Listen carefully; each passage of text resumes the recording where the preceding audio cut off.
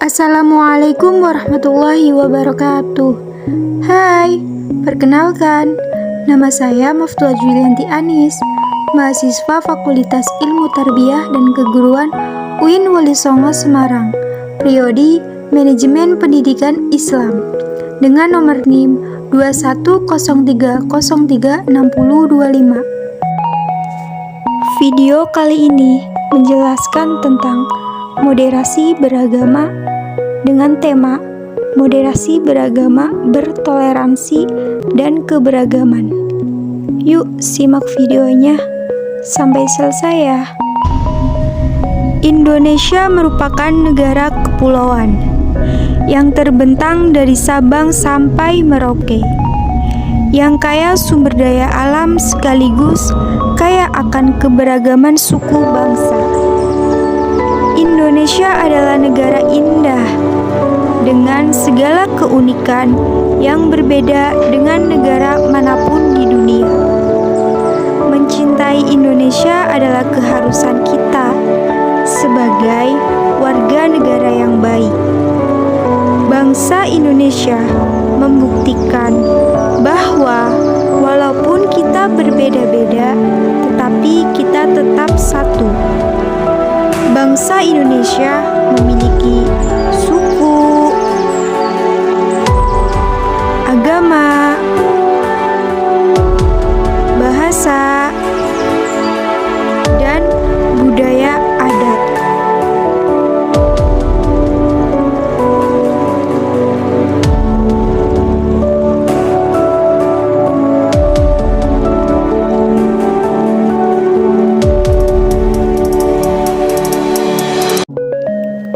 Masyarakat bangsa Indonesia adalah masyarakat yang multikultural.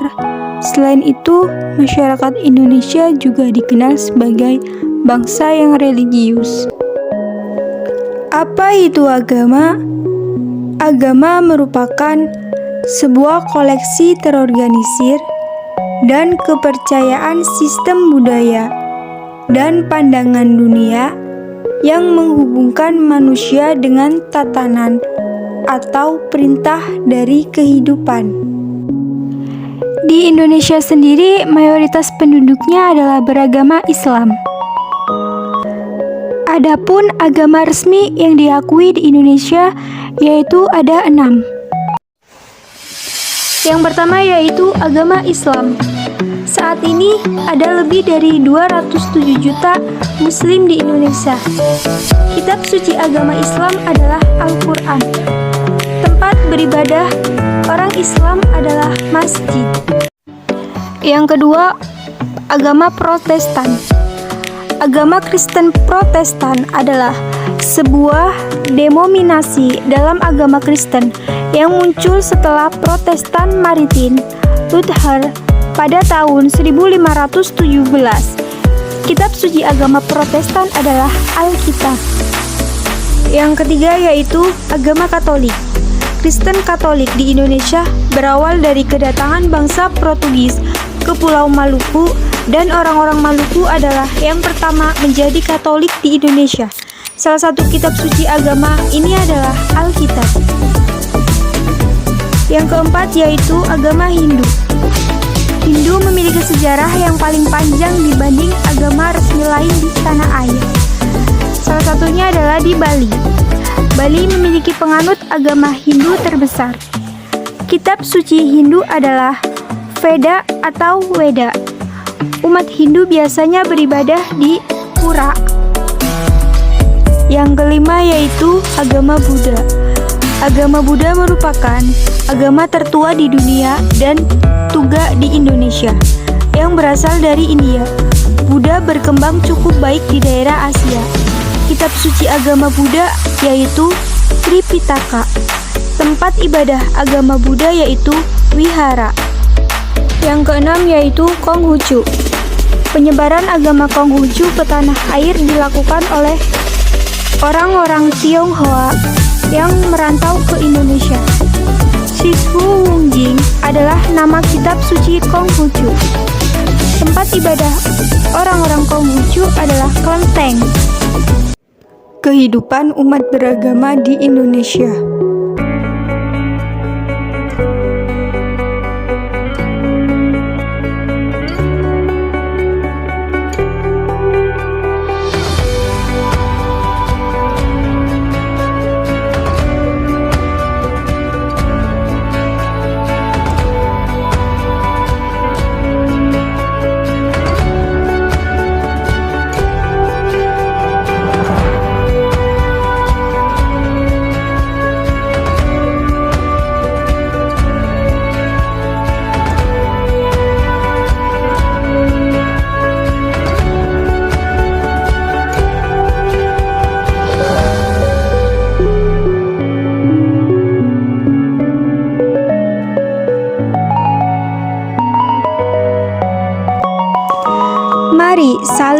menghormati dan menghargai antara umat beragama. Sesuai dengan semboyan kita yaitu Bhinneka Tunggal Ika, yang artinya berbeda-beda tetapi tetap satu jua. Salah satu sikap penting alat pemersatu bangsa yaitu sikap toleransi.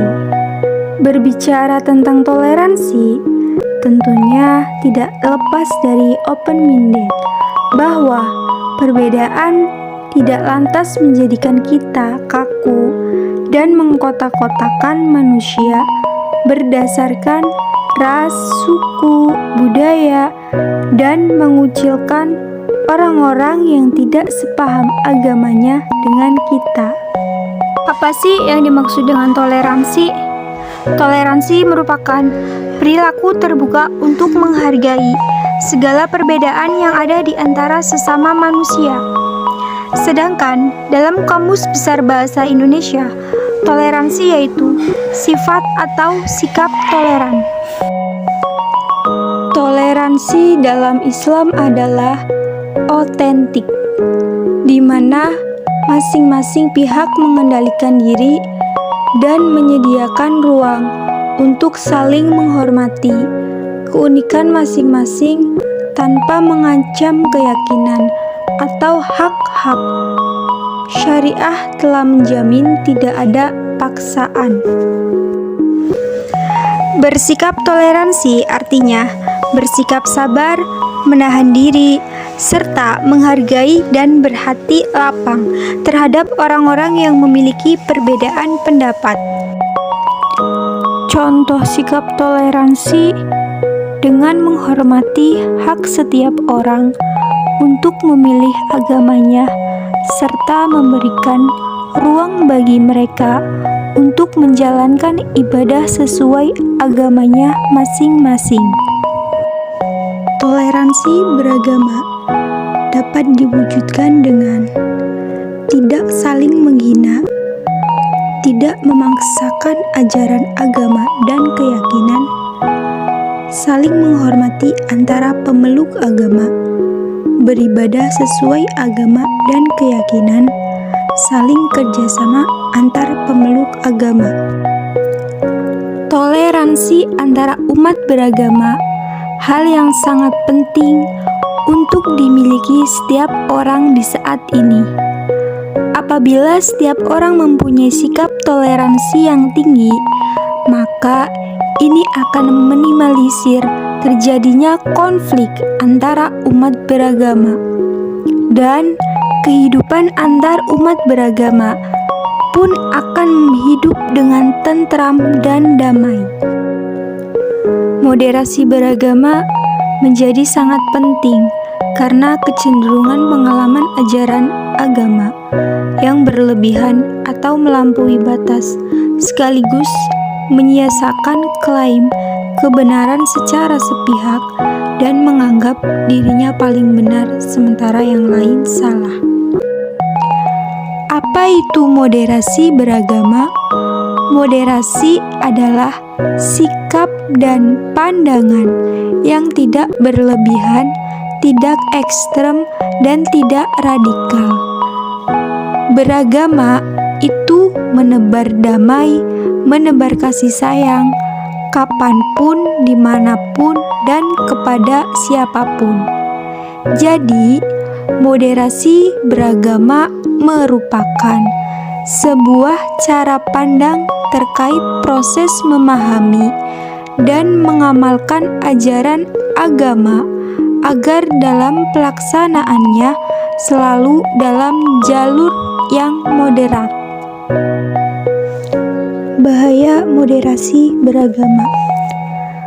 Bahaya dari moderasi Islam adalah mengandung tujuan menyingkirkan ajaran Islam yang dianggap radikal, di mana radikal dianggap sebagai hal yang tidak moderat. Apa sih tujuan moderasi beragama itu? Tujuan moderasi beragama yaitu pada dasarnya mewujudkan ketertiban dalam masyarakat beragama, melindungi hak-hak pemeluk agama dalam menjalankan kebebasan beragama, mewujudkan ketentraman dan kedamaian dalam kehidupan keagamaan, serta untuk mewujudkan kesejahteraan umat beragama.